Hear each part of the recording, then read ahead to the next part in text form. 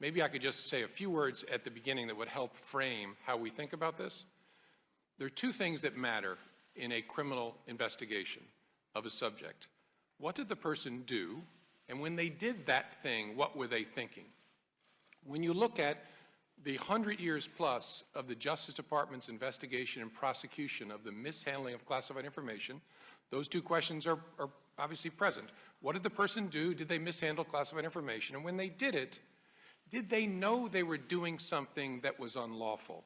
That has been the characteristic of every charged criminal case involving the mishandling of classified information. I'm happy to go through the cases in particular. In our system of law, there's a thing called mens rea. It's important to know what you did, but when you did it, this Latin phrase mens rea means, what were you thinking? And we don't want to put people in jail unless we prove that they knew they were doing something they shouldn't do. That is the characteristic of all the prosecutions involving mishandling of classified information. There is a statute that was passed in 1917 that on its face makes it a crime, a felony, for someone to engage in gross negligence.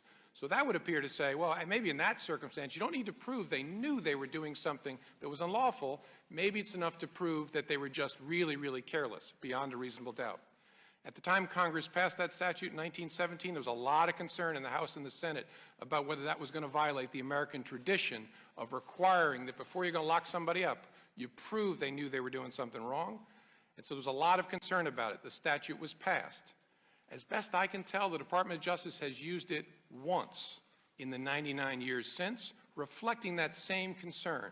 I know from 30 years with the Department of Justice, they have grave concerns about whether it's appropriate to prosecute somebody for gross negligence, which is why they've done it once that I know of in a case involving espionage.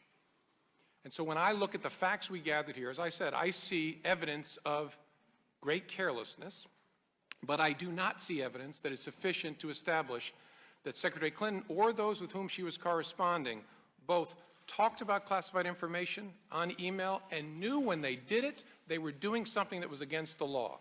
Right? So given that assessment of the facts, my understanding of the law, my conclusion was and remains, no reasonable prosecutor would bring this case. No reasonable prosecutor would bring the second case in 100 years focused on gross negligence. And so I know that's been a source of some confusion for folks. That's just the way it is. I know the Department of Justice. I know no reasonable prosecutor would bring this case. I know a lot of my former friends are out there saying they would. I wonder where they were the last 40 years, because I'd like to see the cases they brought on gross negligence. Nobody would, nobody did. So my judgment was the appropriate resolution of this case was not with a criminal prosecution. As I said, folks can disagree about that, but I hope they know that view, not just my view, but of my team, was honestly held, fairly investigated, and communicated with unusual transparency because we know folks care about it.